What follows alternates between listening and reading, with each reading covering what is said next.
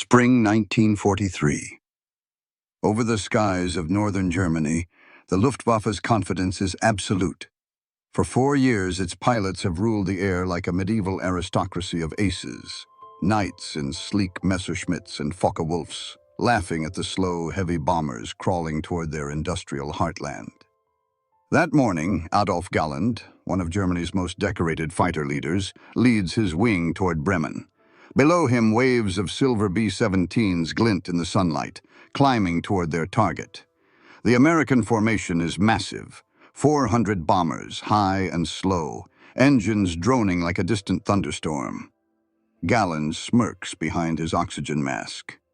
He's seen this before. He knows the escort fighters, P-51 Thunderbolts, short-legged and fuel-hungry, will turn back over the North Sea. They always do. The Americans call it bomber protection. The Germans call it target delivery. Once those escorts peel away, the bombers will be alone. Then the real war begins. He presses his radio trigger. All Gruppen, form for attack. Remember, gentlemen, choose your target carefully. His squadron dives. Dozens of FW-190s scream downward in perfect formation, slicing into the bomber stream. Tracer rounds flicker through the sky. 4 B-17s explode within seconds, their wings tearing off, their crews falling like confetti through sunlight and smoke. The German aces pull up, exhilarated. Another massacre, another victory. But then something changes. The bombers aren't alone. Galland notices silver specks far below the formation. Not retreating Thunderbolts, but something new. Sleek, narrow, shining like polished aluminum. They aren't climbing away, they're closing in. His wingman calls over the radio, confusion in his voice. "Herr General, they're still with them. Those fighters. They didn't turn back." Galland squints. The shapes are too small, too streamlined to be B-17s. And they're not Thunderbolts. The wings are too thin, the noise different, sharper. He watches as one breaks off, pulls into a vertical climb that seems impossible for a piston-engine plane, and then rolls inverted into a dive straight toward him. Bullets tear past his canopy. He banks hard, barely escaping. "What in God's name is that?" he mutters. Down below, his pilots are shouting in panic. "They're faster than lightnings, longer range. They're escorting the bombers, they're over Germany." Galland glances at his fuel gauge, half empty. They'd scrambled, expecting short combat, the usual 15-minute chase before retreat. But these new aircraft have followed the bombers hundreds of miles inland, something no Allied fighter had ever done. The Luftwaffe's rule of the sky, once guaranteed by geography, has just evaporated. He looks again. The silver planes wear a new insignia, white stars on blue circles. And beneath each wing, a red stripe. They move with the poise of predators who know exactly how far they can go, and how far the enemy can't. For the first time in 4 years, Galland feels something unfamiliar in the pit of his stomach. Not fear. Calculation. If these fighters can escort bombers all the way here, the war has changed. He calls to his wing. "Disengage, regroup west. We're outnumbered." As his FW-190 banks away, he catches one last glimpse of the invaders closing in on the bombers, precise, elegant, terrifyingly fast. They'll soon have a name, the P-51 Mustang. And from that day forward, the joke in Luftwaffe ready rooms that American fighters would never reach Berlin would never be told again. Because the plane they mocked was now over their cities, over their bases, over their homes. And by the time they understood its range, it was already too late. The Luftwaffe's laughter would echo into silence.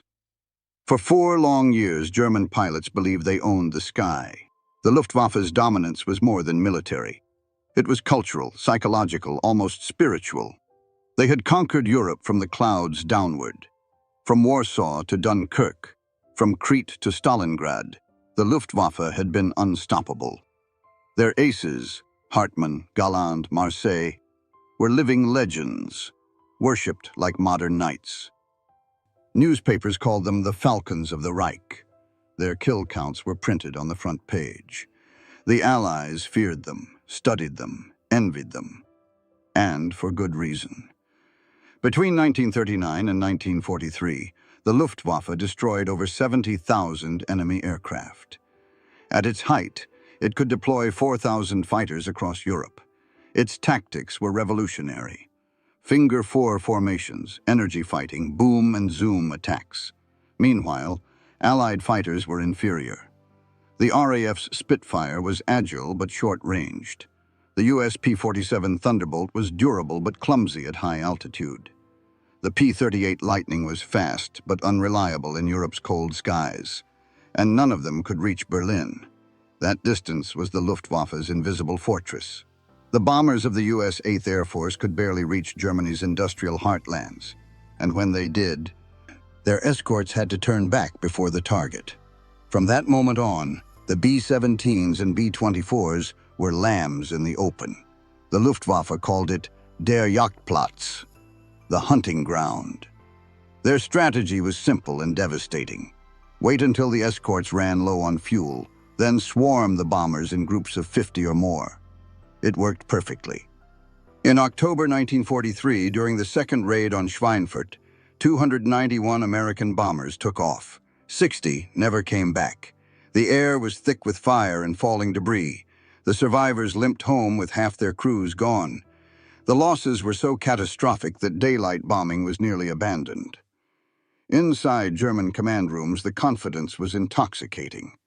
They called the raids suicide missions. A captured American pilot recalled hearing his interrogator laugh, "You can build all the bombers you want. They will never reach Berlin. We will shoot them down faster than you can make them." And for a time, it was true. Germany still believed in the myth of its technical and tactical superiority, that its pilots were artists of combat, that their training and experience outweighed any numerical advantage the enemy could muster. Every German ace believed the same formula: skill beats mass. But that equation was changing invisibly across the ocean.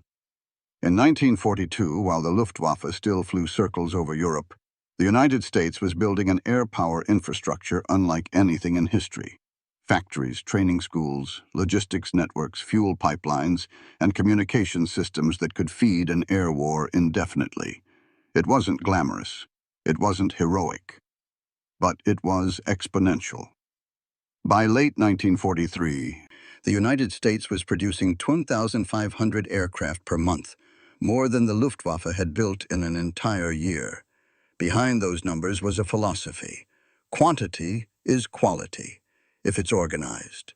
The Germans believed in mastery. The Americans believed in multiplication. And when the North American P-51 Mustang entered service, those two worlds collided. The Luftwaffe laughed at it at first. Another Allied toy, they thought. The early P-51A had poor altitude performance and weak engines. But then the British modified it, fitting the Rolls-Royce Merlin V1650 engine. The result was revolutionary. A fighter that could fly faster than the FW-190, higher than the Me-109, and, most importantly, farther than either. The Luftwaffe didn't know it yet, but the geography that had protected them since 1939 was about to vanish. The Americans were building a fighter that could take off from England, escort bombers all the way to Berlin, and still have enough fuel left to fight. In one stroke, the Luftwaffe's greatest advantage, distance, was gone. But Germany didn't understand this new kind of power. They still thought wars were won by brilliance, by the hands of aces and the beauty of machinery. The United States understood that wars were won by systems.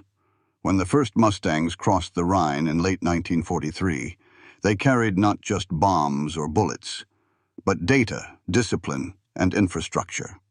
And the Luftwaffe, built on the myth of invincibility, had no defense against that. They would soon learn that a fighter's range could be more decisive than its guns. That endurance could destroy skill, too. And that laughing at an enemy's machine is the first step toward being outflown by it.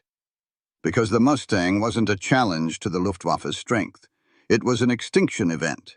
Every myth of the Luftwaffe's superiority began in the cockpit, but every victory of the Allies began in the factory. The difference wasn't just in the planes they flew, but in the worlds that built them. By 1943, Germany was still designing aircraft the way it fought in 1918, as works of art. Each Me-109 or FW-190 came from specialized workshops, hand-tuned by engineers who treated planes like race cars. They were beautiful machines but fragile in concept. Every upgrade slowed production. Every modification demanded scarce metals and skilled labor. Across the ocean, the United States had industrialized the sky. The Mustang didn't begin as a miracle, it began as an order form. In 1940, the British Purchasing Commission asked North American aviation to build a fighter better than the P-40. The Americans said yes, and 6 months later, the prototype was flying. 6 months. That speed of creation wasn't luck, it was infrastructure. North American's factory in Inglewood, California, ran 24 hours a day. Thousands of workers, many of them women, assembled planes on lines powered by standardization, not improvisation. While Germany's Messerschmitts were hand-fitted like watches, America's Mustangs were stamped, riveted, and shipped like cars. Each part fit every plane. Each plane fit any airfield. That uniformity became America's invisible weapon. When the Mustang arrived, it wasn't just a plane. It was the embodiment of an industrial system so massive that it could replace losses faster than the enemy could count them. The Luftwaffe couldn't compete, not just in numbers, but in logistics. To keep 500 Me-109s flying, Germany needed dozens of specialized airfields, each with trained mechanics and supply trucks. Fuel and ammunition had to cross hundreds of miles of bombed railways. To keep 5,000 Mustangs flying, the Americans needed a plan, and they had one. It began with the 8th Air Force, stationed in England, the largest air organization in history. Beneath it was a network of supply depots, fuel dumps, repair hangars, and coordination centers, all connected by telegraph and radar. Each fighter squadron had a dedicated support wing, mechanics, armorers, radio operators, all trained to exact standards. If one base was bombed, another could take over the next day. The Luftwaffe had a doctrine. The United States had a system. That system turned range into strategy. With its Rolls-Royce Merlin V1650 engine, the Mustang could cruise at high altitude for 8 hours, 1,650 miles, with drop tanks. That meant a bomber formation could fly from England to Berlin, hit a target, and return, with fighter escort the entire way. Before 1944, no Air Force in history had ever achieved that. It meant something profound. For the first time, air war had continuity. No longer were raids isolated thrusts into enemy territory. Now they were part of a supply and strike rhythm, bombers, fighters, reconnaissance, and logistics working as one mechanical organism. The Luftwaffe couldn't stop that because its foundation wasn't designed for scale. In 1943, German factories produced 25,000 aircraft, but most were grounded. Not from lack of pilots, but lack of fuel. Synthetic fuel plants at Leuna and Pillitz could barely supply the army, let alone the jets and fighters that consumed aviation-grade gasoline. Every mission burned through Germany's lifeblood, and the Allies knew it. By contrast, America produced so much fuel that they stored it in bladders across England's countryside. Supply wasn't a concern. It was a given. That certainty changed how American pilots flew. They could afford to hunt. They could stay in the air long enough to find, fix, and finish the Luftwaffe's dwindling forces. The Germans still thought in sorties, missions that began and ended quickly. The Americans thought in campaigns, operations that spanned months, where success wasn't measured by kills but by erosion. And erosion is exactly what the Mustang was built to do. Every long-range escort flight wasn't just defense. It was economic warfare. Each bomber that reached its target without loss was a factory destroyed, a fuel depot gone, A transport hub severed. Each Luftwaffe scramble burned fuel, pilots, and morale. By 1944, the difference was visible from space, if satellites had existed. On one side, a networked machine of production, transport, and replenishment, pulsing across oceans and continents. On the other, an empire of isolated brilliance, starving behind its own perfection. The Luftwaffe was fighting for performance. The United States was fighting for presence. The result was inevitable. The Mustang wasn't the best plane because it outflew the Germans. It was the best plane because it outlasted them. When Galland and his aces mocked the P-51 as just another American toy, they didn't realize that behind each plane stood an entire continent. Factories, railroads, fuel lines, pilots, and planning, all aimed at one target, Berlin. And once the Mustang joined that system, the Luftwaffe's invisible shield, distance, ceased to exist. The Reich was now within reach, and what was once untouchable was now routinely visited by death. Every war has a number that changes everything. For the Luftwaffe, that number was 1,650. The P-51 Mustang's maximum range with drop tanks. It didn't sound like much at first. But in 1944, that number broke the Reich. For years, Germany's air defense had been built around one equation: bomber range versus fighter range. Allied bombers could reach deep into the Reich, but their escorts, P-47s and P-38s, had to turn back halfway. That gap gave German fighters the freedom to feast. Then, suddenly, that gap vanished. With two 75-gallon drop tanks under its wings, the P-51 could escort bombers from bases in England all the way to Berlin, 850 miles one way, and back again. That was more than an advantage. It was a total rewiring of air power. Let's break the math down. P-47 Thunderbolt range, 475 miles. P-38 Lightning range, 650 miles. P-51 Mustang, 1,650 miles. That single metric, distance, turned the tide of the European air war faster than any bomb or bullet. Because range didn't just mean the bombers survived. It meant the Luftwaffe couldn't hide anymore. From January to March 1944, before the Mustang arrived in force, the U.S. 8th Air Force lost an average of 8.8% of its bombers per mission. By May, with full P-51 coverage, losses dropped to 2.2%. That's not statistics. That's salvation. Every percentage point was hundreds of airmen who came home, thousands of tons of bombs that reached their targets. The Luftwaffe had thrived on predictability, knowing when the escorts turned back, when to climb, when to pounce. Now that certainty was gone. German pilots took off expecting an easy kill and instead found silver Mustangs waiting above their own cities. The mockery stopped. The panic began. In February 1944, the Allies launched Operation Argument. Big week. The goal: destroy the German aircraft industry. The method: use the new long-range Mustangs to escort bombers into the heart of Germany day after day until the Luftwaffe's backbone snapped. It worked. In 1 week, American bombers hit Leipzig, Gotha, Regensburg, and Augsburg, factories that built Me-109s and FW-190s. With Mustangs overhead, the bombers reached targets untouched for years. The Luftwaffe threw everything it had into the air. 2,000 fighters in 5 days.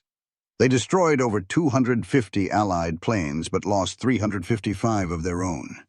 The loss rate was catastrophic, because every destroyed German plane took with it a veteran pilot, and Germany couldn't replace them anymore. Pilot training hours had been slashed from 240 to barely 100.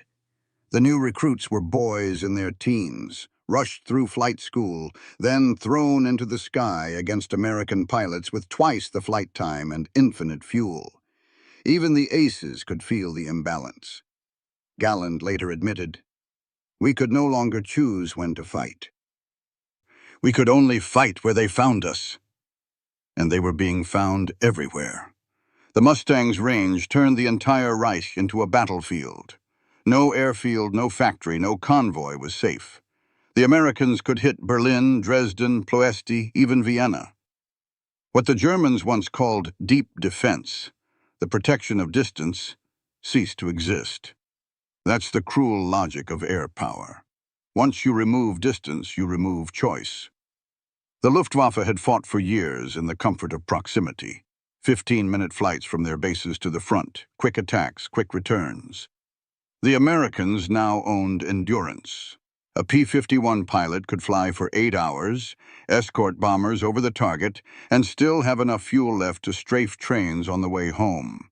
Every flight was 2 missions, one strategic, one personal. And that endurance produced an effect no bomb ever could: exhaustion. The German defense network, once fluid, began to break under constant pressure. The radar operators couldn't keep up. The mechanics couldn't repair fast enough. The pilots couldn't sleep. The Reich was dying not from lack of courage, but from lack of fuel, rest, and reach. By mid-1944, the statistics were a death sentence. Average Luftwaffe fighter pilot life expectancy, 3 weeks. Average American pilot life expectancy, 9 months. Allied sortie ratio, 15-1. When Galland briefed his remaining commanders, he didn't sugarcoat it. The enemy has learned to reach us. The sky is no longer ours. That statement wasn't just military. It was existential. The Luftwaffe had begun the war believing that courage could overcome distance, that genius could outfly industry. Now they were learning that range, that cold, simple number, was the most lethal weapon of all. Because in air war, range equals time, and time equals dominance. The P-51 didn't just outfly German fighters, it outlasted them, and every mile it could travel was another nail in the Luftwaffe's coffin. By the time the first Mustang circled above Berlin in March 1944, the message was undeniable. The hunters had finally arrived at the wolves' den, and this time, the wolves were running out of sky. January 11th, 1944. The sky over central Germany was steel gray. A day that began like every other for the Luftwaffe. Cold, confident, and crowded with American bombers. Inside the control tower at Oschersleben airfield, the sirens wailed. Radar picked up the familiar echo. 1,000 B-17s moving east. Commanders didn't flinch. They knew the pattern. The bombers would come, the escorts would run out of fuel, and the Luftwaffe would finish the job. But today, something was off. The radar showed fighter contact still with the bombers, deep inside Germany. A line of escorts that didn't break away at the expected range. The operator frowned. They're not turning back. Minutes later, the sky above Oschersleben erupted into chaos. Dozens of German fighters, FW-190s and Me-109s, scrambled to meet the bombers. Climbing hard through the clouds, they expected the usual unprotected bombers ripe for the kill. Instead, they flew into an ambush. Sleek silver fighters dropped from the stratosphere. Mustangs diving with surgical precision. They weren't supposed to be here. No Allied fighter had ever flown this deep into Germany. The Luftwaffe pilots were caught mid-climb, low on speed, exposed. The first burst of 50 caliber tracers ripped through their formation.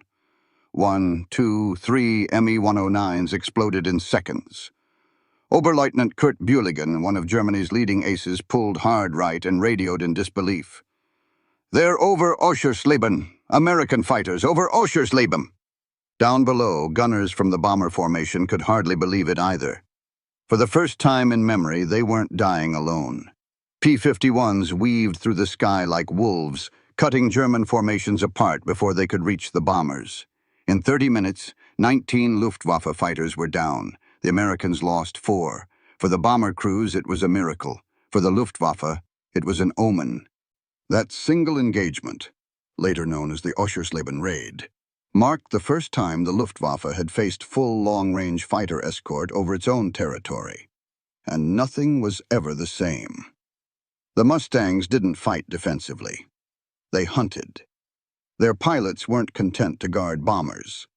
They wanted to destroy the Luftwaffe's ability to fight. Every mission became an offensive. Fighter sweeps, designed to lure German interceptors into battle and annihilate them before they could even form up.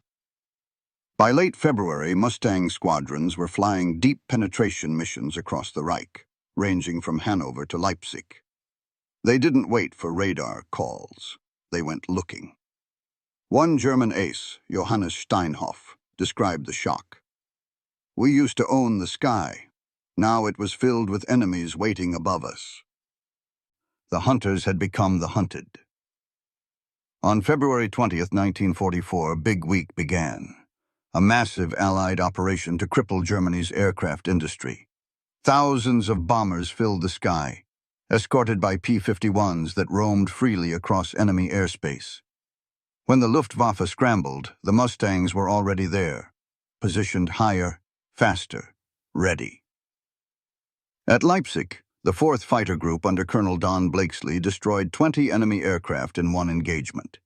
At Augsburg, the 357th Group, flying Bald Eagle Mustangs, claimed 18 kills before lunch. At Regensburg, the Luftwaffe lost 70 fighters in a single day. The Germans called it Die Woche der Katastrophe, the week of catastrophe. They weren't exaggerating. By the end of February, the Luftwaffe had lost 1/3 of its experienced fighter pilots. The sky over Germany was no longer a shield. It had become a trap. For the first time since 1939, German airfields were under attack, their runways strafed, their hangars bombed. Even as new pilots climbed into their Me-109s, P-51s appeared overhead, tearing through takeoff queues. One Luftwaffe recruit later wrote, "You didn't look for targets anymore. You looked for a place to land." In 3 months, the P-51 had turned the Reich's greatest strength, its fighter arm, into an open wound. And the wound bled out faster than Germany could clot. The Luftwaffe's air defense strategy, built on interception and timing, was obsolete overnight.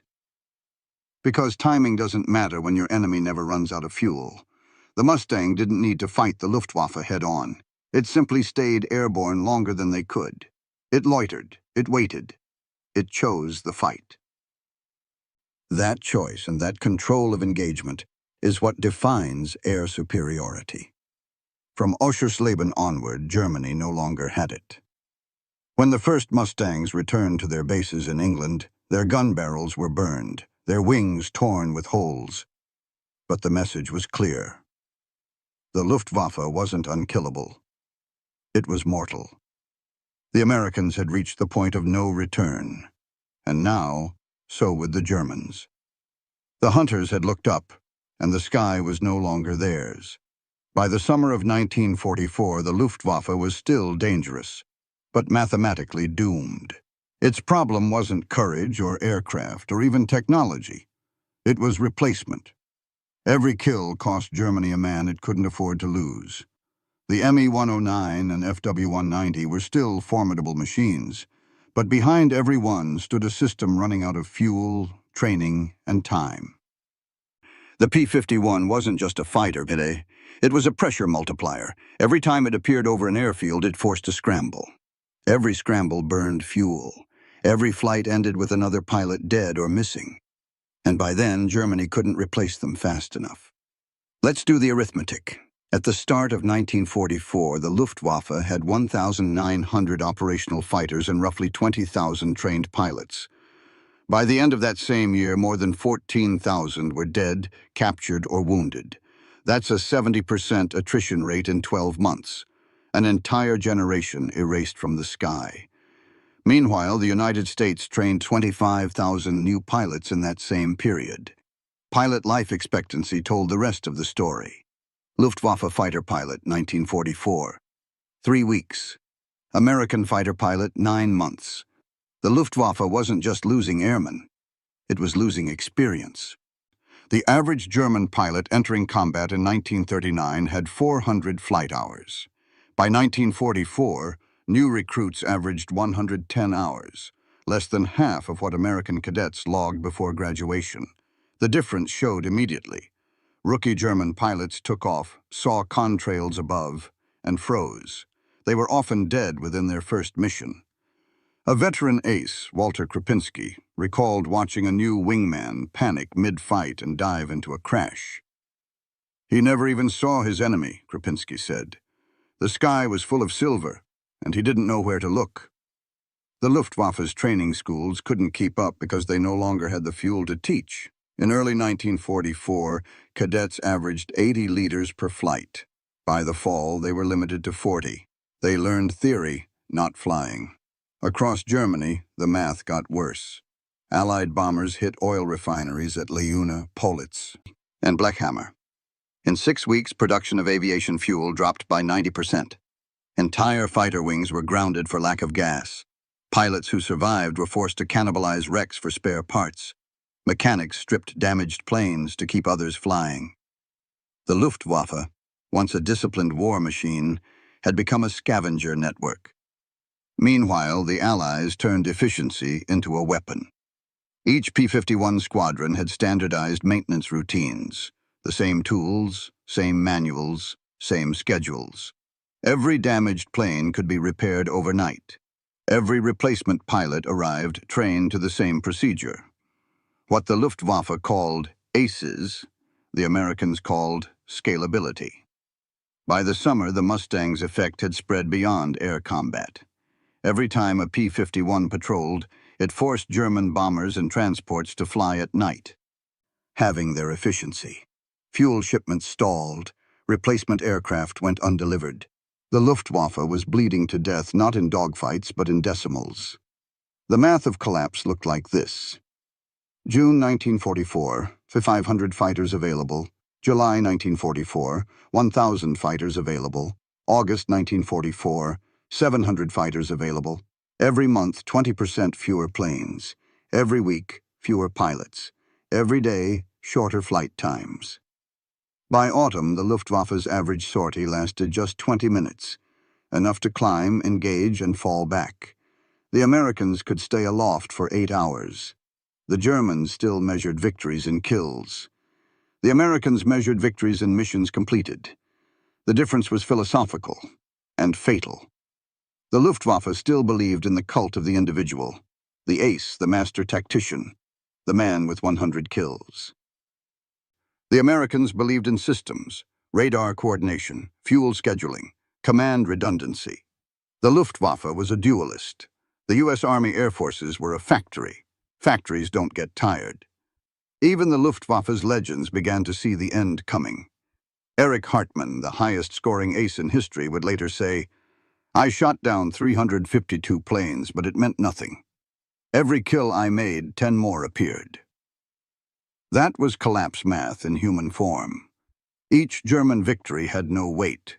Each American sortie had infinite momentum. And it wasn't just in the air. On the ground, the Reich's airfields turned into graveyards, bombed daily by P-51s and P-47s. The Luftwaffe began hiding planes under trees, launching them from meadows. They were fighting gravity as much as the enemy. By late 1944, the Luftwaffe's fighter command was operationally paralyzed. Only 20% of its aircraft were combat-ready at any time. The rest were out of fuel, under repair, or simply abandoned. That's what happens when your enemy can fly over your entire country every day and still be home for dinner. The Mustang had taken away not just airspace, but options. And without options, the Luftwaffe's collapse wasn't a question of courage. It was a countdown. Each sortie burned what was left of Germany's industrial soul, its pilots, its planes, its promise. By the end of 1944, the Luftwaffe was still flying, but only in the mathematical sense. The numbers already said it was dead. February 20th, 1944. The sky over Europe was a moving machine. Thousands of engines, wings, and bombs converging in one synchronized storm. The Allies called it Operation Argument. The pilots called it Big Week. The mission: cripple Germany's aircraft industry once and for all. The strategy: use the new P-51 Mustangs to escort bombers deep into the Reich and never let go. Before dawn, 8th Air Force crews in England strapped into their bombers, B-17s and B-24s by the hundreds, each carrying 8,000 pounds of high explosives.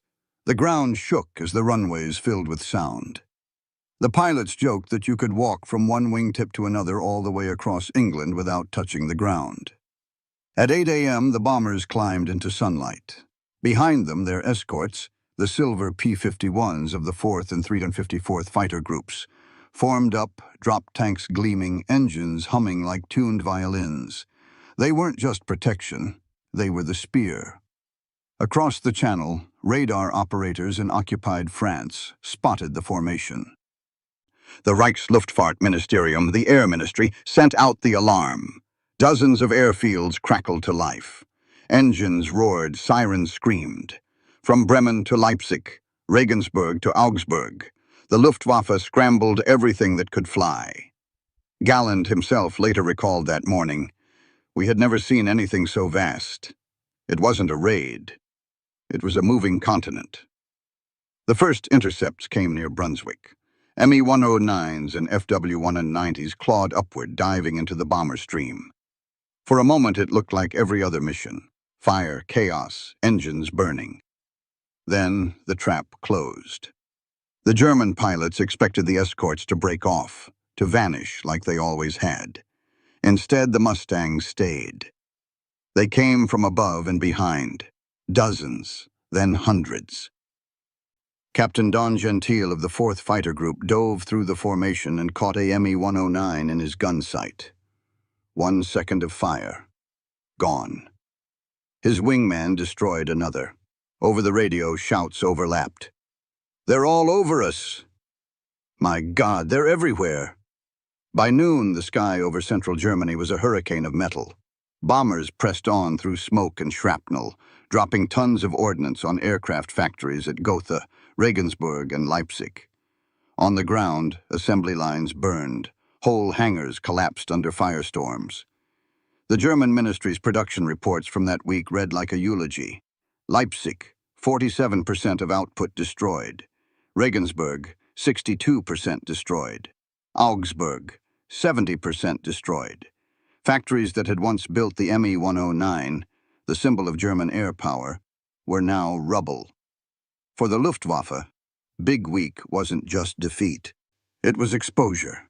It showed the German people, and its own pilots, that the Allies could now go anywhere, that there were no safe skies left.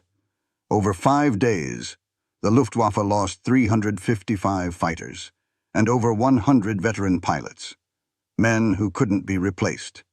The Americans lost 244 bombers and 33 fighters. Painful, but sustainable. For Germany, the losses were fatal. Every pilot shot down took with him a year of training and experience. Every factory destroyed crippled another squadron before it could even be built. By the 5th day, the Luftwaffe had resorted to desperate measures, launching inexperienced cadets, even grounding trainers for combat sorties. One German officer wrote in his diary, "We are scraping the bottom of the sky." By the final night of Big Week, the Reich's western horizon glowed red from hundreds of miles away. Berlin was blacked out, silent, watching the flames. Galland visited a surviving airfield at Paderborn the next morning.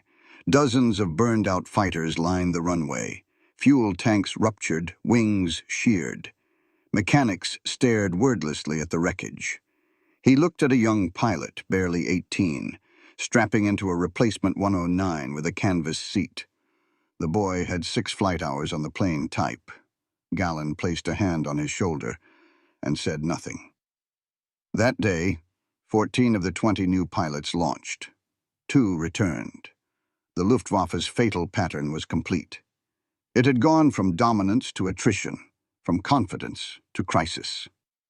The Mustang hadn't just protected the bombers. It had turned the bombers into bait. Every mission was a lure. Every formation a magnet pulling the Luftwaffe into the open, where the P-51s could tear it apart. In 1 week, the Reich's skies changed forever. From that point onward, the Luftwaffe was no longer fighting for victory. It was fighting for survival, and survival was running out of numbers. Because Big Week wasn't the end of Germany's air power. It was the moment everyone realized the end had already begun.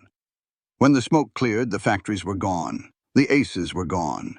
The myth was gone. And above the ruins, the Mustangs circled. Silver, patient, inevitable. March 1944.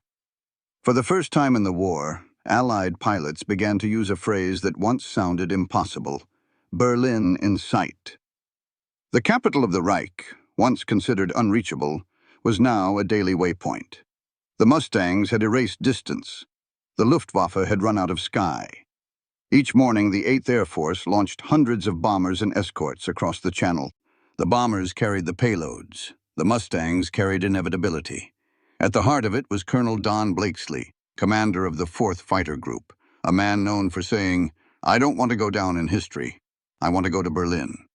He got his wish. On March 6, 1944, more than 500 bombers and 600 fighters lifted off for the first daylight raid on Berlin, the deepest mission in European history. The Luftwaffe scrambled everything it had left, over 700 fighters, many flown by boys who had never fired their guns in combat. When they reached the bombers, the Mustangs were waiting. It was chaos in perfect order. The sky shimmered with contrails, flashes of fire, and the black puffs of flak. Every second, another explosion, another plane spinning earthward. At 25,000 feet, the 357th Fighter Group cut through the clouds like a blade. Chuck Yeager, flying his P-51 Glamorous Glenn, scored his first kill, an Me-109 that broke apart in midair. Yeager later said, "They were good, but they were outnumbered, and they were out of time." By noon, the bombers were over Berlin. The flak was so thick that one pilot said, "You could have stepped out and walked on it." But they made it. From the streets below, Berliners looked up and saw something they hadn't seen since the war began. Daylight bombers, hundreds of them, flying straight and level, with fighters guarding them like hawks. Propaganda had promised that American aircraft would never reach the capital. Now they were flying above it, dropping steel and fire on its heart. For the first time, German civilians saw the enemy, not as shadows or distant echoes, but as shapes, engines, and insignia. The illusion of safety was gone. The raid cost the Americans 69 bombers and 11 fighters. The Luftwaffe lost 157 aircraft and nearly 100 pilots. That's not combat, that's attrition by design. Each German sortie now drained the Reich's last resources. The planes that survived the battle often crashed on landing for lack of fuel. Mechanics refueled with jerry cans, siphoning aviation gas like lifeblood. The next day, it started again. And again. Berlin became a symbol, not a target. A reminder that the Luftwaffe's geography, its last advantage, had disappeared. By April, the Mustangs were performing fighter sweeps deep into Germany, hitting airfields, trains, and convoys. Pilots called it free hunting. They were no longer just escorting bombers, they were dismantling an air force. At Gütersloh, Mustangs strafed parked P-190s, destroying 18 in one pass. At Oranienburg, they blew up entire fuel convoys meant for jet bases. At Parchim, they caught a formation of Me-109s taxiing and turned them into burning wrecks before they left the ground. Every base became a trap. One German pilot later said, "You looked over your shoulder before takeoff. If you saw silver, you prayed." By June 1944, the pattern was irreversible. The Luftwaffe had lost 2,262 aircraft since February. Fuel reserves were down to 8% of pre-war capacity. The Mustang had achieved what no other fighter in history had done: strategic air superiority. The Reich was no longer fighting for its skies. It was fighting to delay its fall. On June 6, 1944, D-Day began. As Allied troops stormed the beaches of Normandy, the P-51s roamed above, annihilating anything that moved. Tanks, trucks, trains, communications lines. Every piece of German steel that tried to reach the beaches was cut down from above. A Luftwaffe colonel near Caen later wrote, "We saw the invasion, but we could not reach it. Our wings had been torn off. From that day on, the Luftwaffe ceased to exist as a strategic force. Its few surviving squadrons were scattered remnants, pockets of resistance inside a vacuum. By August, the Mustang patrols were running almost unopposed. Pilots began describing their missions as milk runs. The once proud Jagdgeschwader, fighter wings that had written the Luftwaffe's legend, were now ghosts. The Jagdwaffe had lost the air, and with it, the war. Even Galland, once defiant, admitted to his staff, "We have lost the air, gentlemen. From now on, we fight on borrowed time." The Americans didn't celebrate. They calculated. Each raid, each escort, each sweep was a formula, a measurable erosion of the Luftwaffe's ability to exist. The war that began with artistry and courage was ending in logistics and math, and at the center of that equation was the P-51, the machine that turned range into dominance and dominance into destiny. By the fall of 1944, the Mustang was no longer a new weapon. It was the definition of victory. It had hunted the Luftwaffe from the English Channel to Berlin, and now it circled the ruins of an empire that once believed it could not be reached. The laughter that had greeted the Mustang's arrival in 1943 was gone. What remained was silence, and the echo of its engines across a defeated sky. The Luftwaffe didn't collapse in a single battle. It dissolved in plain sight. By late 1944, Germany's pilots were still flying, but their war had already ended in the numbers. The myth of the superior ace, the duelist who could win through skill and instinct alone, died the moment the P-51 Mustang appeared over Berlin. The Luftwaffe began the war as an elite fraternity of killers. Its best pilots, Hartmann, Barkhorn, Galland, Nowotny, accumulated kill counts that still boggle the mind. But the mathematics behind those victories hid a fatal truth. Every German ace fought dozens of untrained replacements, not equals. The Luftwaffe's training pipeline had collapsed under its own brilliance. By 1944, the average German pilot wasn't a master of tactics. He was a teenager with a handful of hours in the air. The Allies, meanwhile, were sending pilots into combat with 250 to 300 hours of standardized flight training, backed by a machine that could replace every loss in days. The Americans had done what no air force in history had done before, turned air superiority into a production process. The Luftwaffe still believed in men. The Americans believed in systems, and systems don't break under pressure. Even the way they measured success had changed. To the Germans, the individual tally was sacred. Every kill a badge of honor. To the Americans, the kill count didn't matter. What mattered was mission completion. The Mustang didn't need to produce aces. It produced outcomes. From February 1944 to the war's end, Allied bomber losses dropped by 70%. In that same span, Luftwaffe combat losses tripled. Each battle after Big Week followed the same rhythm. The Luftwaffe scrambled, the Mustangs intercepted, the bombers hit their targets. The Luftwaffe went home smaller. By the time of the Ardennes offensive, the Battle of the Bulge, the Luftwaffe had one last surge of strength. Operation Bodenplatte, January 1st, 1945. Hundreds of German fighters attacked Allied airfields in France and Belgium. It was their final gamble, a desperate attempt to cripple the Mustang's dominance. It failed catastrophically. The Luftwaffe destroyed 465 Allied aircraft on the ground, but lost over 300 of their own, along with 200 pilots, including many of their last veterans. In one day, the Luftwaffe effectively ended its existence. From then on, the air belonged entirely to the Allies. The age of the ace, the duelist, the artist, the individual hero, was over. It didn't matter how skilled you were if your engine couldn't start, your fuel truck had been bombed, or your replacements couldn't fly. Hartmann survived the war with 352 victories, but he was an outlier in a collapsing world. His final missions were flown from fields littered with wrecks against enemies who outnumbered him 20-1. He later said, "We didn't lose the air war because the Americans were better pilots. We lost because they had more of everything, and it all worked. That was the essence of modern war. Not perfection, but function. The Luftwaffe had pursued the myth of quality. The perfect machine, the perfect pilot, the perfect strike.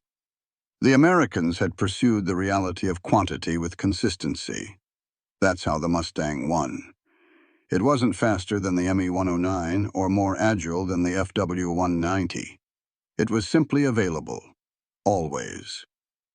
For every German fighter shot down, another 3 Mustangs arrived. For every Luftwaffe base bombed, another American one was built closer to the front. By March 1945, Allied planes were flying 15,000 sorties a day over Germany. The Luftwaffe managed fewer than 500. Air superiority wasn't a duel anymore. It was a supply chain. And in that kind of war, the ace had no place left to stand. When the last Luftwaffe unit surrendered, the irony was complete. The same pilots who had once mocked the Mustang as a cheap export fighter now faced squadrons of them from horizon to horizon. The P-51 didn't just escort the bombers that destroyed the Reich. It escorted an entire philosophy, the industrialization of the ski. Galland himself summed it up after the war. We lost when they could escort bombers to Berlin. Not because that meant the bombers could reach Berlin, but because it meant Germany could no longer define the boundaries of the fight. The Luftwaffe began the war believing that wars were won by skill. It ended the war learning that wars are won by systems that never stop working. That was the death of the ace. Not in flame, not in failure, but in irrelevance. Because when the last P-51s flew victory passes over Berlin in May 1945, no one counted kills anymore. They counted factories destroyed, bridges broken, armies isolated. The Luftwaffe's mythology had burned out. The Mustang's mathematics had replaced it. The duel between men had ended. The era of machines had begun. May 1945. The war in Europe was over. The last echoes of propeller noise drifted away above a silent, broken continent. Airfields that once roared with engines now lay littered with the wreckage of 2 philosophies, one of mastery and one of machinery. On the tarmac outside Berlin, burned out Me-109s and FW-190s sat alongside captured Mustangs, silent proof of the shift that had redefined modern war. The Luftwaffe had begun the conflict believing that courage and instinct could shape the sky. The United States ended it by proving that logistics, range, and reliability could own it. The P-51 Mustang wasn't just a fighter. It was a demonstration. A message to every nation watching that victory no longer belonged to the gifted few. It belonged to the systems that could think, build, and sustain faster than anyone else. For the Luftwaffe, defeat came slowly, invisibly, through fuel shortages, radar failures, and the simple arithmetic of exhaustion. For the Americans, victory came not from daring maneuvers, but from relentless process. Every sortie, every replacement, every gallon of aviation fuel moved on time, across oceans and continents like clockwork. That's what the Mustang truly symbolized. Not beauty or speed, but continuity. The ability to keep going when everything else breaks. It marked the death of the ace and the birth of the algorithm. The beginning of a new kind of warfare, where range and repetition would matter more than any individual's skill. When those Mustangs flew victory laps over the smoking ruins of Berlin, they weren't just celebrating a war's end. They were announcing a new age, one where the world's battles would be fought by networks, engines, and endurance. The Luftwaffe had given the world the myth of mastery. The Mustang replaced it with the math of modernity. From that moment on, air war would never again be about who flew better, but about who could keep flying. Because in the skies of 1945, technology had proven one final truth. The side that controls the logistics controls the heavens. August 1945. The war is lost. though no one dares say it aloud. Japan is a smoldering ruin. Cities flattened, railways shattered, the Air Force erased from the sky. Yet in the mountains outside Nagano, far from the command centers and air raids, two figures stand beside something that should not exist. It is a plane, or rather, a collection of memories that can fly. The fuselage is scarred metal stitched with rivets of different sizes. Its wings don't quite match. Its engine cowling is pitted and uneven, welded by hand. Under the morning fog, it looks less like an aircraft and more like defiance given shape. The older man wipes oil from his hands. His name is Ryoichi Nakagawa, a junior engineer once employed by the Nakajima Aircraft Company, Japan's largest aircraft manufacturer. But Nakajima's factories have been obliterated by B-29s. The war has no use for engineers anymore, except this one never stopped building. Nakagawa had ignored orders, scavenged parts, and built an airplane from wreckage, a prototype fighter assembled illegally from the remains of 4 destroyed planes. Its bones are aluminum from crashed Ki-43 Oscars. Its heart, a stolen engine pulled from a wrecked Ki-84 Hayate. Its cockpit instruments were once part of a bomber that never made it home. To the imperial bureaucracy, it's a crime. To Nakagawa, it's proof that Japan still has something left that works. He looks to the pilot, Lieutenant Masaru Takeda, a young test flyer with barely 20 hours of experience. Takeda's eyes are sunken, his uniform faded. There are no medals left to earn, no victory left to chase.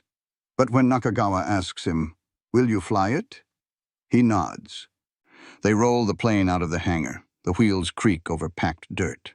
No one has told Tokyo. No permission was granted. The Imperial Code still forbids unauthorized tests, sabotage of war material punishable by death. But there is no war material left, only scraps and ghosts. The morning air is still. Nakagawa climbs onto the wing, checks the hand-carved propeller, and whispers a prayer to the metal. Takeda straps in. The engine coughs, belches smoke, then roars. The vibration shakes the ground. The little plane trembles but holds. Nakagawa steps back, shielding his eyes. Takeda throttles up, the makeshift airframe rattling like a drum. The tail lifts, the wheels bump, and then, for impossibly, it rises. The sound changes, from sputtering defiance to the clean hum of flight. Nakagawa stares upward, unable to breathe. The plane climbs above the rice fields, sunlight flashing off its patchwork skin. The villagers below stop and watch. They've seen nothing fly here in months, not since the bombers came. For 12 minutes, the illegal fighter circles over Nagano. The engine holds. The controls respond. Against every rule of reason, it flies straight and true. Then, slowly, it descends. Takeda brings it down rough but alive. The landing gear bends, one wing scrapes the mud, but the craft stays upright. The engine sputters once more and dies. Silence. Then a sound no one expected. Laughter. Nakagawa walks toward the plane, eyes wet, hand trembling as he touches the fuselage. "It worked," he whispers. "It actually worked." No headlines, no witnesses beyond a few farmers and factory boys, no photographs. Just a single plane built from scraps that refused to die before its maker did. It was the last flight of Imperial Japan, not an act of war, but an act of proof.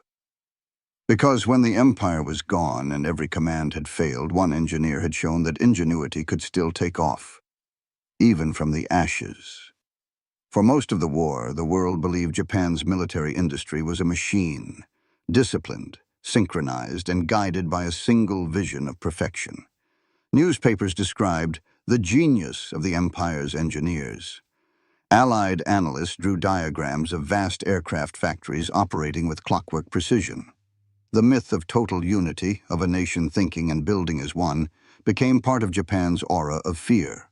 But beneath that image was chaos. By 1944, Japan's war production was not a single engine of innovation. It was 1,000 small workshops, fighting each other for scraps of material and for the right to exist. The Imperial Army and Navy each ran their own research programs, each designing different fighters, engines, and weapons. And they refused to cooperate. The Army funded Nakajima and Kawasaki. The Navy funded Mitsubishi and Aichi. Each branch hoarded blueprints, sabotaged rival projects, and refused to share test results. That wasn't unity. It was bureaucratic civil war. Engineers often joked that the biggest enemy of innovation wasn't the Americans. It was paperwork. Every new design had to pass through endless approval committees in Tokyo, filled with officers who had never flown a plane, never built one, and didn't care to learn. If a project didn't come from a major contractor, it was ignored or forbidden. If it wasn't authorized by the general staff, it was illegal. That's what made Nakagawa's idea so dangerous. He wasn't part of a sanctioned bureau. He wasn't building for prestige. He was building because he refused to accept that Japan, a nation of engineers and craftsmen, had lost the ability to make something that worked.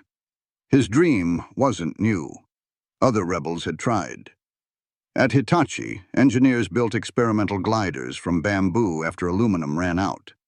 At Kawanishi, a team designed an entire seaplane from wood, only for it to be destroyed in a bombing raid before approval. In one case, a group of university students built a working jet compressor in 1945, but the Army shut them down for unauthorized research. That was the paradox of wartime Japan, a nation that worshipped innovation but feared independence. Officially, only the central government could decide what was worth inventing. Unofficially, hundreds of engineers broke those rules daily, designing parts in secret, stealing materials, and fabricating in hidden workshops.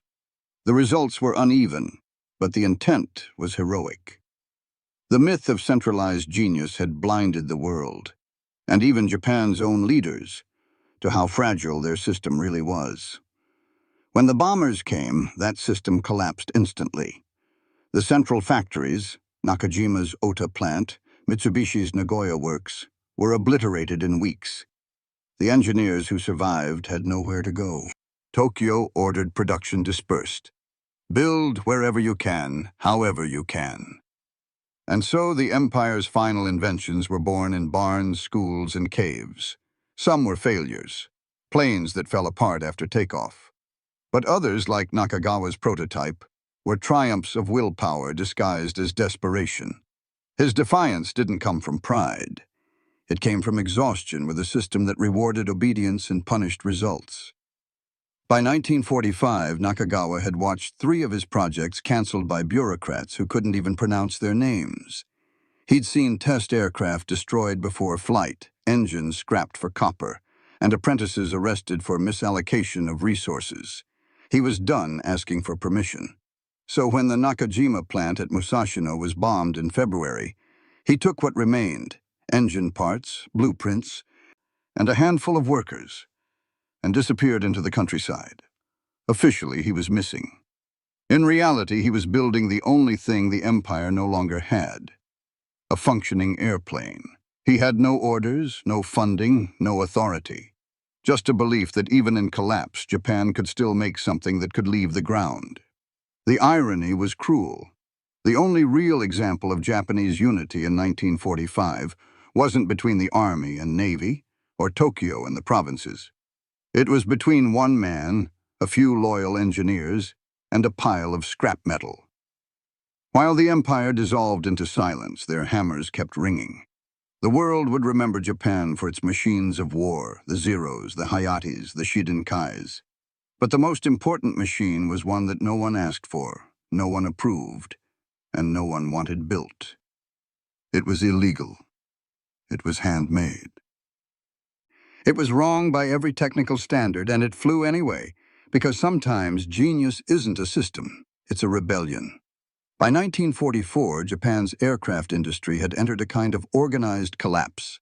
The factories still existed, the engineers still drew blueprints, but the math no longer worked. Every equation for power, weight, and production was being rewritten by reality. At the start of the war, Japan's aviation miracle seemed unstoppable. The Mitsubishi A6M0 was the world's best naval fighter, light, fast, and graceful. The Nakajima Ki-43 Hayabusa, called the Oscar, danced through the skies of Burma and the Philippines. The Empire's pilots believed they could outfly anyone. But by 1943, the tide was turning, and the numbers told the truth long before the generals did. American fighters, the P-38 Lightning, the P-47 Thunderbolt, and eventually the P-51 Mustang, began shredding Japan's old designs. The Zero, once untouchable, was now outdated. It had no armor, no self-sealing fuel tanks, and no engine that could match Allied speed. Nakajima's engineers begged Tokyo for resources to build something new. They had designs, blueprints for faster, stronger fighters like the Ki-84 Hayate. But the Army's procurement board dragged its feet. They wanted perfection. Japan needed production. It got neither. Then the bombers came. In November 1944, B-29s from the Mariana Islands appeared over Tokyo for the first time. Each could carry 20,000 pounds of bombs, enough to erase a factory in minutes. Nakajima's Musashino and Ota plants, the beating heart of Japan's aviation network, were hit repeatedly. Photographs taken by American reconnaissance showed square miles of twisted wreckage. In one raid, 60% of the Musashino complex was destroyed. Engine production dropped from 2,000 per month to under 200. Japan's aluminum supply collapsed. The empire had lost access to Southeast Asia's bauxite mines. Imports from China dried up. Desperate engineers melted down cooking pots, bicycle frames, even bomb fragments to cast new parts. Nakagawa, then a mid-level designer at Nakajima, watched the walls close in. Every day brought new shortages: rivets, bearings, electrical wire. The power grid itself failed under bombardment. By early 1945, he and his team were drafting aircraft on the backs of ration paper by candlelight. Official memos still spoke in illusions: maintain production levels, prioritize essential programs. But everyone knew the war industry was dying. The imperial government responded with denial disguised as control. In February 1945, the Army ordered all remaining aircraft development centralized under strict supervision. No new designs without authorization. No prototypes outside official channels. No field modifications. The problem was, there were no official channels left. The central factories were rubble. The supervisors were dead or displaced. The bureaucracy was alive only on paper. So, like a dying organism, Japan's aircraft industry decentralized itself. Engineers fled the cities and set up Kojo Inaka, rural workshops. They built wherever the bombs couldn't reach: barns, caves, temples, abandoned schools. Production didn't stop, it fractured. The numbers were staggering. Over 600 shadow factories appeared by mid-1945, scattered across Honshu and Kyushu. They built sub-assemblies, components, and sometimes entire planes, by hand. But without standardization, chaos ruled. One factory's wing didn't fit another's fuselage. Bolts were different sizes. Engines were untested. Japan's war industry had become a museum of improvisation. For Nakagawa, it was agony. He'd spent years designing with precision, the ideal mix of aerodynamics, efficiency, and reliability. Now he was asked to make something that flies with whatever you have. And what he had was rubble. He saw it firsthand when visiting the Nakajima branch plant near Ueda. The roof was gone, the machines wrecked. But in one corner, young mechanics were trying to rebuild a trainer aircraft from damaged frames. They were using hammers, hand drills, and scraps of aluminum. It shouldn't have worked. But it did. That sight changed him. Nakagawa realized that if Japan could no longer build modern fighters, it could still build functional ones: light, simple, repairable, and fast enough to defend what remained. He called it the people's plane, something that small factories could produce without heavy tooling, using recycled parts. But that idea went directly against the Imperial Command's obsession with control. Tokyo wanted big solutions: jets, rockets, miracle weapons. Nakagawa wanted the opposite: simplicity, independence, survival. He proposed his concept quietly to his superiors. They rejected it instantly. Unauthorized deviation from standard design protocols. That was the moment he broke. When Musashino fell to another raid, he gathered what was left: blueprints, tools, and a handful of loyal workers, and left for the countryside. He didn't tell anyone where he was going. Weeks later, he sent one message through an old colleague: "We will build something that flies, not for the war, for the engineers." It was more than rebellion. It was resurrection. While Tokyo fell into ruin, a handful of men in the mountains began building a plane with no serial number, no approval, and no future, just to prove that Japan's ingenuity hadn't died with its empire. That's how Nakagawa's illegal fighter was born, not from orders but from refusal.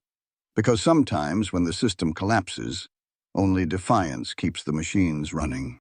By the spring of 1945, Japan's aircraft industry wasn't just in decline, it was in free fall.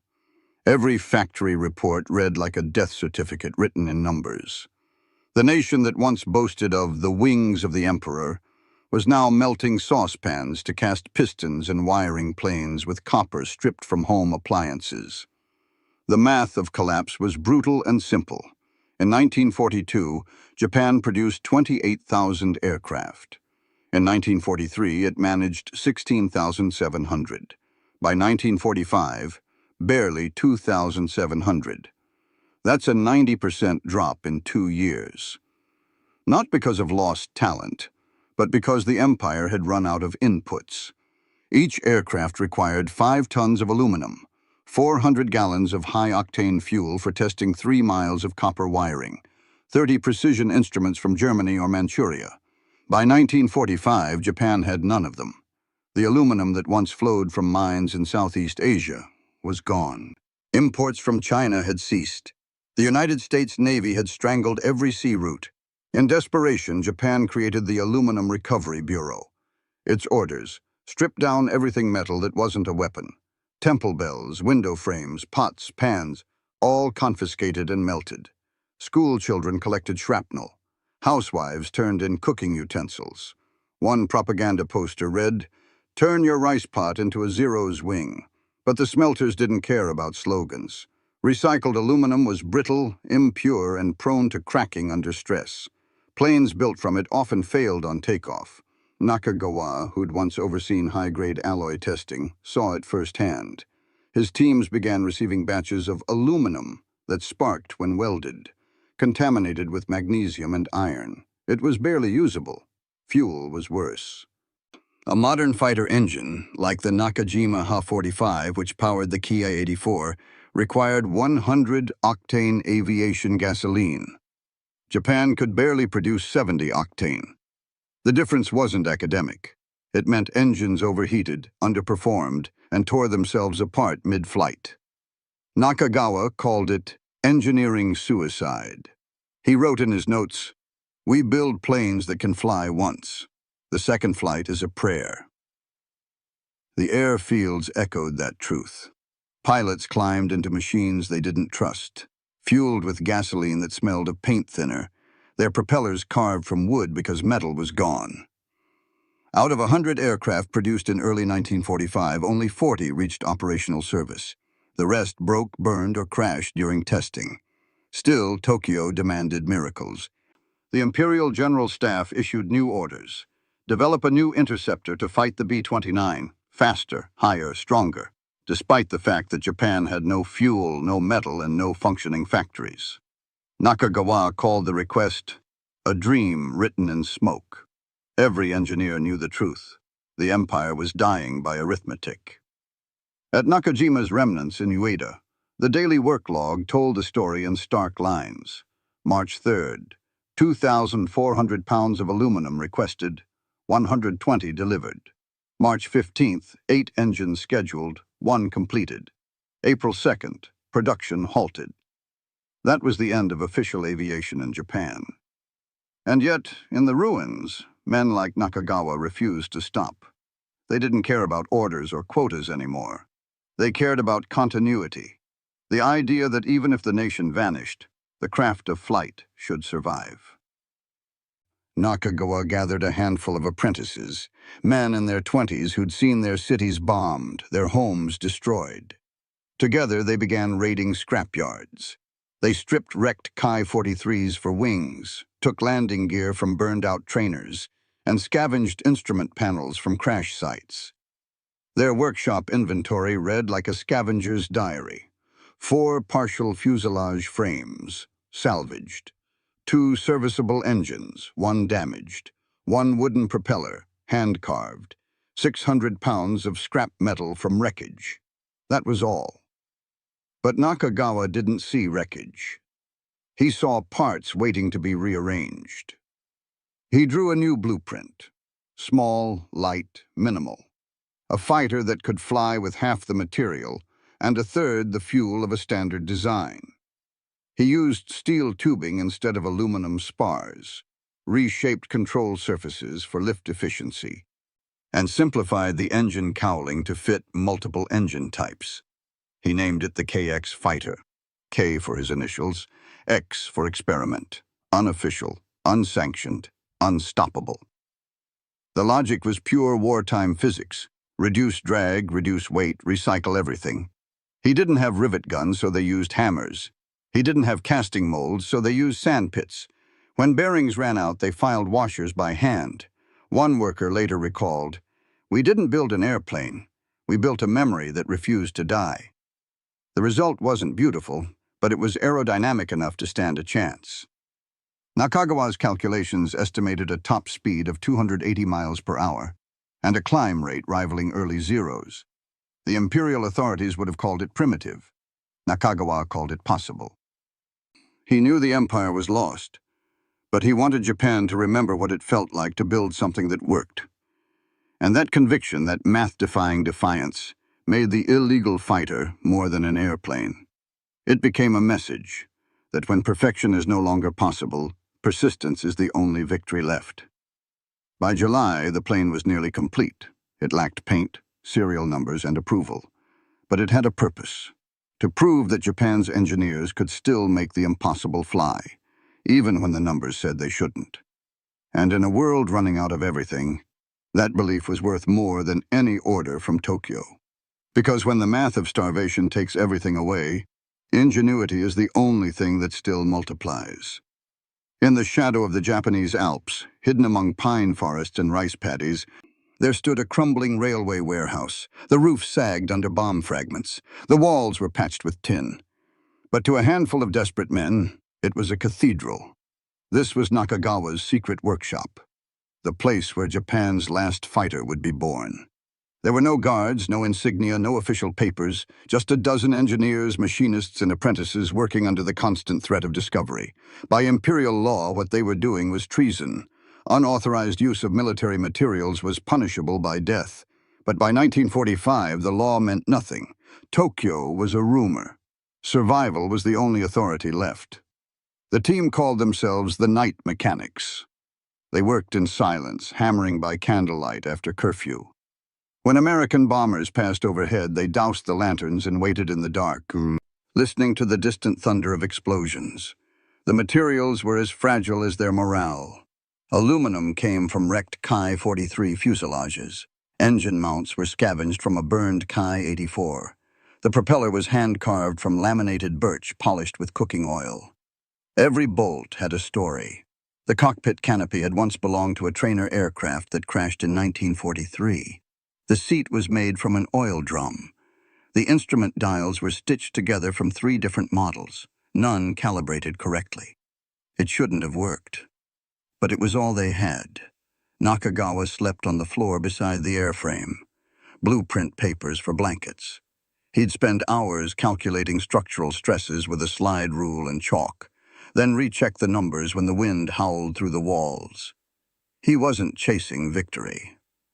He was chasing proof that even in defeat, Japan's engineers could still create.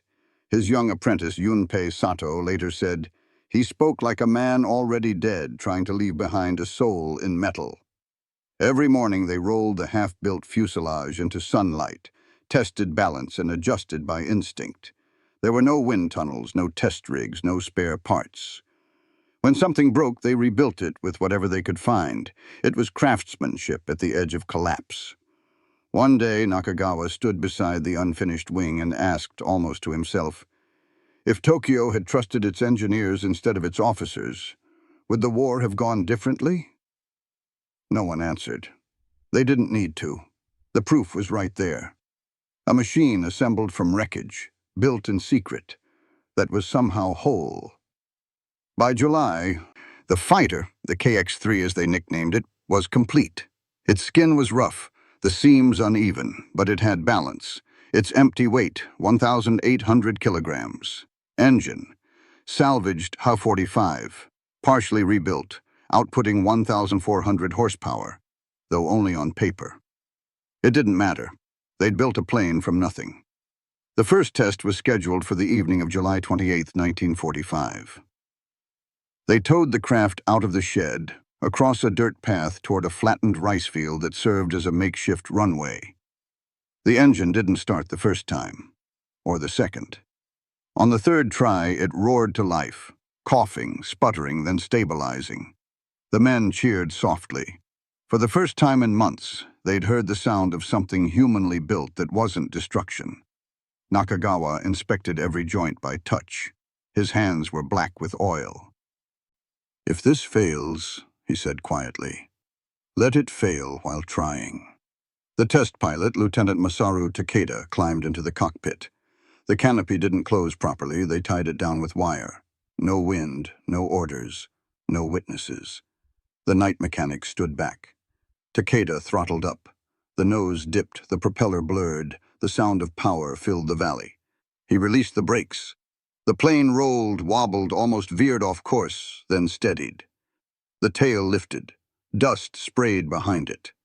Nakagawa's heart pounded so loud he could feel it in his throat. Then, after 50 meters of struggle, the wheels left the ground. The KX-3 climbed, slow but steady, leaving a trail of smoke. It wasn't graceful, it was survival given wings. It circled once, twice. The sound filled the valley. Farmers stopped working and stared. A boy dropped his bucket and pointed upward, shouting, "It flies! It flies!" After 12 minutes, the engine coughed again. Fuel mixture too rich. Takeda brought it down roughly, and a short landing, the left wheel collapsing on impact. The airframe skidded, mud spraying, but it didn't break apart.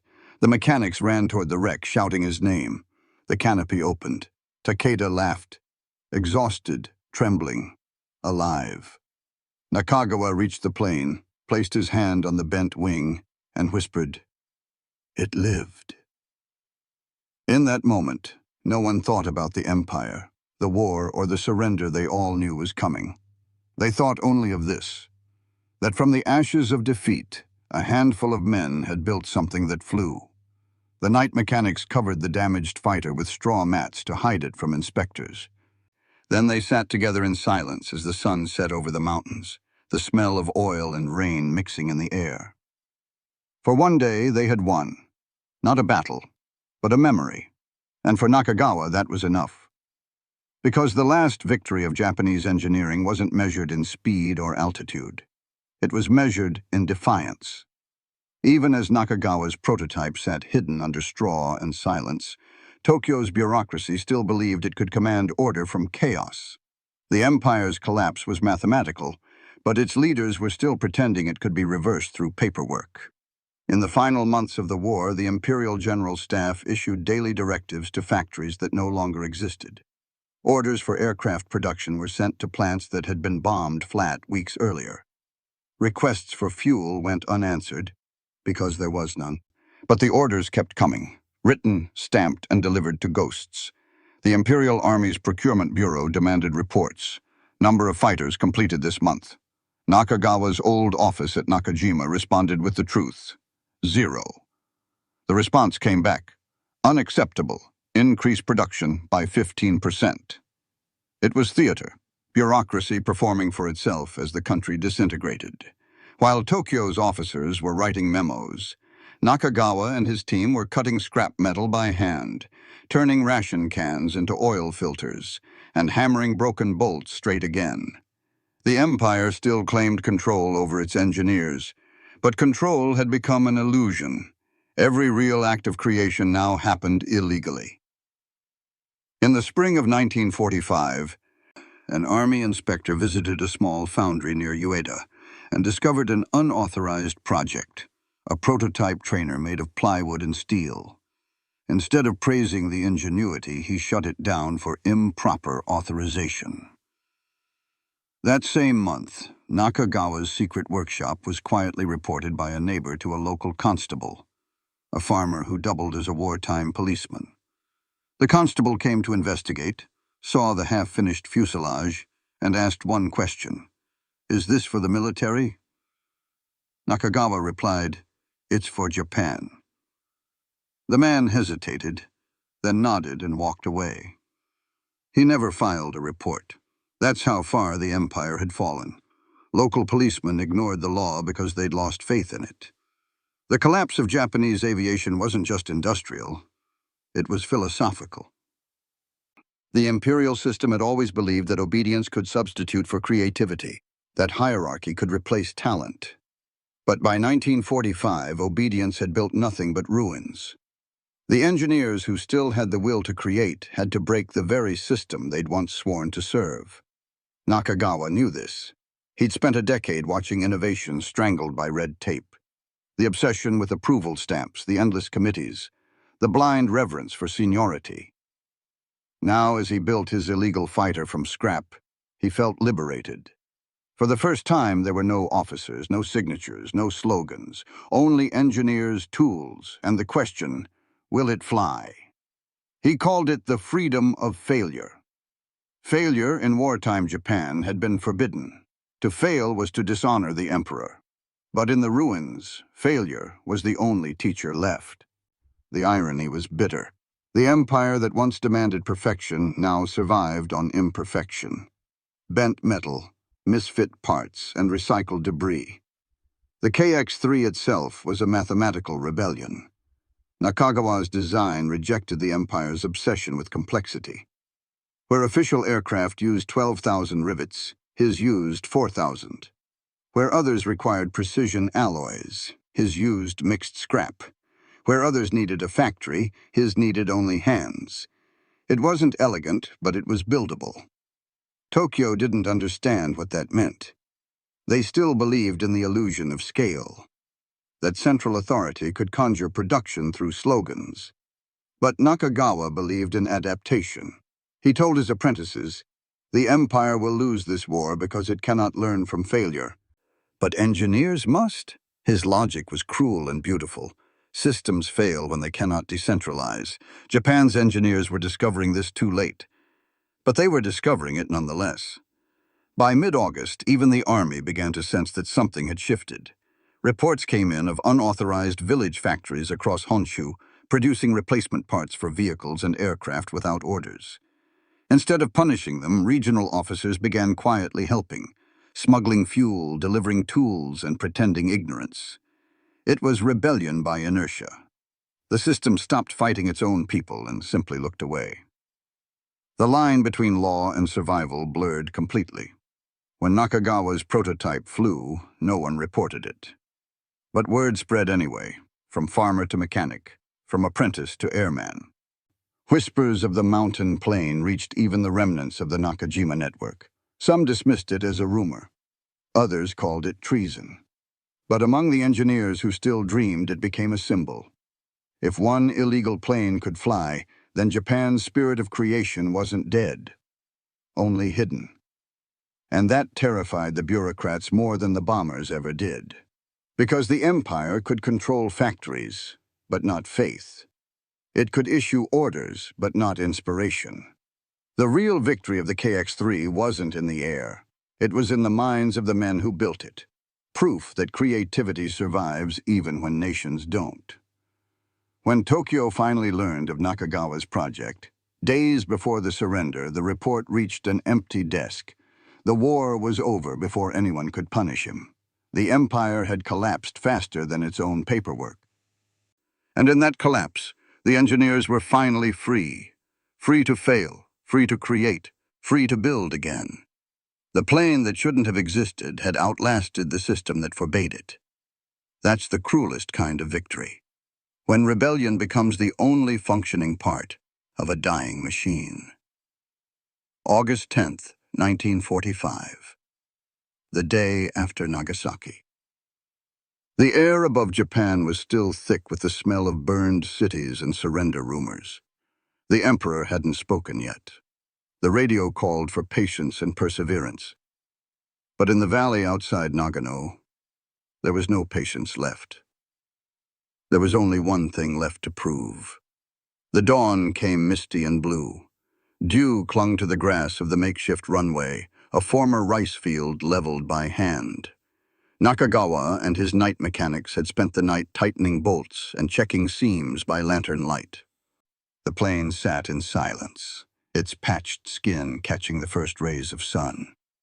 The KX-3, Japan's last fighter, wasn't beautiful. Its fuselage was crooked. The paint was gone, replaced by raw aluminum patched with dull steel. The tail bore no markings, no Hinomaru. It wasn't flying for the emperor. It was flying for the engineers. The team gathered around. Their faces were hollow from hunger, their hands black from oil. None of them knew whether the plane would fly or whether this test would end in a crater. Nakagawa looked to his pilot, Lieutenant Masaru Takeda, 22 years old, barely trained, but brave in the quiet, mechanical way that only engineers respect. He climbed into the cockpit, checked the throttle, and nodded. There was no ceremony, no flag, no order. Nakagawa shouted one word over the engine noise. "Ike! Go!" The propeller spun. The old Hay-45 engine coughed twice, belched smoke, then caught. The valley shook with the sound of rebirth. The plane rolled forward. The wheels sank slightly in the mud, throwing up dirt and spray. For a moment it looked like it wouldn't make it. Then the tail lifted. The nose pointed skyward. And somehow, against math, against reason, against history, it flew. The mechanics erupted in cheers that turned to gasps as the craft wobbled, nearly stalling. Takeda corrected with quick instinct, leveling out at barely 100 meters. The KX-3's patched skin flashed silver as it banked over the mountains. It wasn't fast, but it was alive. Nakagawa stood frozen, his fists clenched, eyes fixed on the dot in the sky. He had built aircraft for the Empire for 10 years, each a product of orders and hierarchy. This was the first built from freedom. Down below, villagers gathered on the road, staring upward. Many had never seen a Japanese plane flying since the bombings began. To them, it wasn't a weapon. It was a ghost, a relic of a vanished dream. The plane circled once, twice. The sound of the engine echoed off the valley walls like a heartbeat. Inside the cockpit, Takeda fought vibration and misfiring cylinders. The oil temperature climbed past safe limits. The fuel line rattled. He held on for as long as he could, the controls trembling in his hands. Then he saw the oil pressure drop. He turned back. Nakagawa saw it immediately. The smoke trail, thin but dark. He ran out onto the field, shouting over the roar. The engine sputtered. The plane descended, steady but too fast. Takeda pulled up at the last second, hitting the ground hard. The landing gear folded. The left wing dug into the earth. The airframe spun once and stopped in a cloud of dust and steam. Silence. Then the canopy opened. Takeda raised a fist, grinning through blood and soot. "It flies!" he shouted. "It flies!" The mechanics laughed, cried, screamed. They ran to the wreck, pulling him free, slapping the fuselage like a living thing. Nakagawa approached slowly. His hands trembled as he touched the battered skin. The metal was warm. The machine was broken but intact. 12 minutes. That's how long it had stayed in the air. 12 minutes of stolen defiance. He looked around at his crew, the last engineers of a dying nation, and said quietly, "This is what Japan was meant to build." Not weapons, not suicide machines, but possibility. They towed the damaged aircraft back into the shed and covered it again with straw mats. That night, the radio announced the Emperor's decision to end the war. No one spoke. They sat in the dark, listening to the static, surrounded by the smell of oil and burnt metal. The Empire had ended. But in the corner of a hidden valley, something else had been born. An aircraft that should never have existed. A machine built from memory and refusal. It hadn't changed the war, but it had changed the men who built it. Because while the Empire died with obedience, they had found life in defiance. Nakagawa didn't sleep that night. He walked to the airframe, placed his hand on the wing, and whispered, "You were not made to fight. You were made to prove we could still build." He didn't know that within weeks, American occupation troops would arrive, searching for forbidden weapons. He didn't know they would soon discover the secret plane and marvel that it had flown. But for that single day, he didn't care. For 12 minutes, Japan's last airplane had turned defeat into proof. And for an engineer, proof is everything. August 17th, 1945. 2 days after the Emperor's voice filled Japan with silence. In cities and mountains alike, people still didn't know what peace meant. Soldiers wept, civilians bowed, officers burned their swords. But in the quiet valleys of Nagano, an old engine still sat warm. The war was over. Yet Nakagawa's workshop still smelled of grease and determination. The night mechanics had stopped building, but they couldn't stop fixing. The damaged KX-3 sat half-buried under straw and canvas, its fuselage bent, its propeller cracked from the landing. Still, Nakagawa refused to dismantle it. When one of his apprentices suggested burying the plane to hide it from occupation patrols, he shook his head. "We built it to fly," he said, "not to hide." But survival meant invisibility now. Days later, a new kind of army came down the road. American trucks, jeeps, and MPs with white helmets and cameras. The U.S. occupation had arrived. Orders spread across Japan. Surrender all weapons, aircraft, and technical material. Every prototype was to be destroyed. Every experiment erased. For Nakagawa, that meant execution. Not of a man, but of an idea. He worked quickly. The team dismantled the propeller and buried it behind the hangar. The engine was drained of oil and covered in tarps. The fuselage was disguised with straw mats and crates of rice. The runway was plowed back into farmland. By the time American officers arrived in the area, the plane that shouldn't exist had vanished into the landscape. But even buried, it wasn't silent. Nakagawa's notebooks, over 200 pages of hand-drawn schematics, fuel calculations, and aerodynamic notes, were hidden in bamboo tubes and buried beneath the floorboards of his workshop. He wrote in coded shorthand, blending engineering terms with poetry, so no one could accuse him of espionage. He called the file, "The Memory That Flew Once." When the Americans arrived, they asked questions through translators. Had he built any aircraft? Were there prototypes nearby? Nakagawa bowed politely. "All our planes were destroyed by the bombings," he said. The officer nodded and moved on. The war had given the victors too many ruins to count. Weeks passed. The valley went quiet again. But the hidden aircraft began to attract rumors. Farmers whispered about a plane in the mountains that flew after the surrender. Children claimed they'd seen it rise from the fields. It became a local legend, part pride, part ghost story. Nakagawa didn't correct them. He simply kept tending the wreck like a priest guarding a shrine. Until one morning in early 1946, a U.S. engineering team from the Technical Air Intelligence Unit, TAIU, arrived in Nagano, following up on reports of hidden aircraft. They were led by Major James P. Hall, a former Lockheed test engineer, curious about what Japan had left behind. They found Nakagawa's shed by accident. What they saw inside left them stunned. The KX-3 sat under a tarp, its patched skin dull, its propeller half-buried. Major Hall walked around it twice, touching the uneven rivets, the mismatched panels.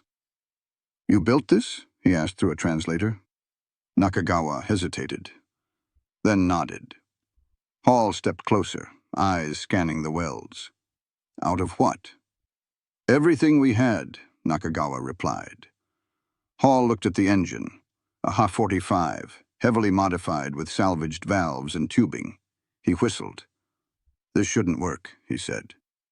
But it did. The Americans couldn't believe that a functioning aircraft had been built with no factory, no tools, and no approval. They measured it, photographed it, even offered to ship it to Yokohama for study. Nakagawa refused. "It stays here," he said softly. Hall didn't argue. He understood. Engineers recognize each other across languages. Before leaving, Hall wrote one note in his field journal. "One small handmade fighter discovered near Nagano, flew 12 minutes, built from wreckage. Craftsmanship extraordinary, spirit beyond replication." That entry, filed away in an archive in Tokyo, would become the only official record of Nakagawa's rebellion. After the Americans left, the KX-3 was quietly dismantled and burned under Allied supervision months later, as part of the nationwide demilitarization program. Nakagawa wasn't present. He'd already gone back to teaching, quietly, humbly, at a small technical school in Nagano. But his students noticed something strange about him. He never spoke of the war, never of defeat. But when he taught them about design, he always said the same thing. An engineer's duty is not obedience, it is continuity. The buried blueprints were never found. Yet years later, when Japan's new industrial age began under U.S. supervision, many of Nakagawa's students entered the companies that would define post-war Japan: Mitsubishi Heavy Industries, Kawasaki, and Honda Aircraft. They carried his philosophy like a hidden circuit: simplicity, repairability, endurance. The KX-3 had died, but its principles survived, reborn in machines of peace. In 1954, Japan's first post-war aircraft, the Yokosuka T-1 trainer, flew for the first time. Its designers credited unnamed wartime engineers who believed flight should never end. When a photograph of the T-1 appeared in the newspaper, Nakagawa, now gray and frail, smiled. "We are still flying," he whispered. The engine of his youth, built illegally, buried under straw and burned to ash, had never truly stopped. Because an idea, once airborne, doesn't need permission to keep flying. By the time the ashes of the KX-3 cooled, the empire it was built to outlive was gone. Yet Nakagawa's rebellion had already accomplished what no army could. It had proven that ingenuity could survive even inside defeat. When American officers filed their reports, they didn't see the myth. They saw data. Notes on lift-to-drag ratio, improvised fuel mix, metal fatigue. But they missed the meaning, that this broken little fighter represented the rebirth of Japan's real strength, its engineers. The empire's leaders had spent 15 years worshipping machines as weapons. Nakagawa and his crew had built one as a testament. They weren't trying to win the war. They were trying to prove that their craft still mattered. That's what makes the KX-3 so extraordinary. It was a machine born of pure function. No ideology, no politics, no glory. It was simply the result of necessity meeting imagination. When you strip away the slogans and flags, that's all engineering really is: the refusal to accept that something can't be done. The irony is painful. The same government that once punished unauthorized innovation would later base its economic resurrection on it. Within a decade, Japan's factories were producing the world's best civilian engines, electronics, and vehicles, each designed with the same philosophy Nakagawa had whispered to his apprentices: simplicity is speed, repairability is victory. The KX-3 had been crude, but its design language predicted everything that came after: modular construction, interchangeable parts, lightweight composites, concepts that became standard across Japan's post-war industries. And yet, history forgot his name. There was no medal, No statue, no museum exhibit.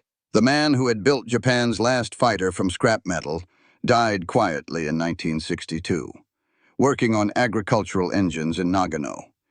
His students scattered across the factories of the new Japan, carrying his words but not his story.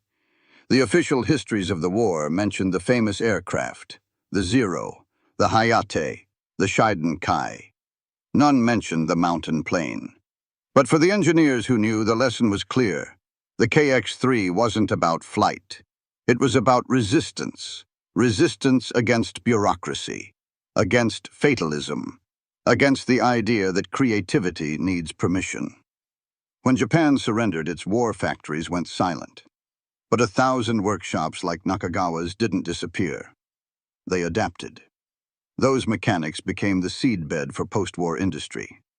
Men who once riveted wings now assembled radios. The same hands that carved propellers built the first transistor housings. That transition, from empire to innovation, didn't happen in government offices. It happened in barns and sheds, in secret workshops where engineers refused to stop creating. That was Nakagawa's true legacy. He turned defiance into design. The KX-3 wasn't a weapon of war. It was an act of civilizational memory. Proof that craftsmanship can exist even when civilization collapses. The Americans who saw it understood that instinctively. Major Hall wrote in his debrief, "This aircraft could not have been authorized. It exists only because someone refused to stop working." That sentence became a quiet prophecy. Within 10 years, Japan's new engineers would rebuild an entire nation on that same refusal. To stop, to give up, to obey decline. The math of war had destroyed the empire. But the ethos of creation, the belief that building is a moral act, had survived in one patched-together airplane. That's the paradox of the KX-3. It was born in a time when Japan could make nothing, and yet it made everything possible. It showed that in the ruins of control, freedom becomes the last functioning material. And that, in the end, is the principle Nakagawa proved. You can bomb the factories, silence the orders, erase the flags, but you can't kill the instinct to build. Because a nation isn't measured by its victories. It's measured by what it creates when it has nothing left. The KX-3 never fought a battle. It never carried a weapon. It barely flew. But it did something infinitely greater. It outlived the war. And for the men who watched it lift off that summer morning, tired, hungry, forgotten, it wasn't a fighter at all. It was proof that Japan could still make things fly. The war had ended, but Japan's engineers hadn't. The fires that had consumed the empire left behind not silence, but the faint hum of machines being rebuilt, radios, sewing motors, tiny generators, all whispering the same rhythm. We can still make things. Nakagawa's last fighter never appeared in textbooks, but his way of thinking spread quietly, invisibly, through every post-war workshop that rose from the ashes. When Japan was forbidden to build weapons, its engineers turned that restriction into innovation. The country that could no longer make warplanes made cameras, motorcycles, and transistor radios, all lighter, smaller, and more efficient than anything the world had seen. The same math that built the KX-3, minimal material, maximum function, became the blueprint for Japan's economic miracle. Mitsubishi went from producing Zeros to producing forklifts. Kawasaki went from bombers to bicycles. Nakajima Aircraft was reborn as Fuji Heavy Industries. And its descendants would one day build the Subaru. Every engine that started in post-war Japan carried a trace of that last illegal airplane. The courage to build without permission. The Americans had won the war, but Japan's engineers had won something deeper. The right to start over, this time with purpose instead of obedience. Nakagawa's philosophy, simplicity is survival, became a cultural instinct. By the 1960s, it defined everything from Toyota's assembly lines to Sony's transistor radios. In the ruins of defeat, Japan didn't rediscover pride through monuments or speeches. It found it in machines that worked. The KX-3 may have flown only 12 minutes, but its descendants still fly. In every aircraft Japan exports, every engine it builds, every innovation designed not for conquest, but for continuity. That's how civilizations rise again, not by victory, but by function. The empire had built the Zero as a symbol of perfection. Nakagawa built the KX-3 to prove a different kind of truth, that even broken, a nation that still knows how to build is never truly defeated. Because creativity isn't loyalty, it's survival. And survival is the most powerful rebellion there is.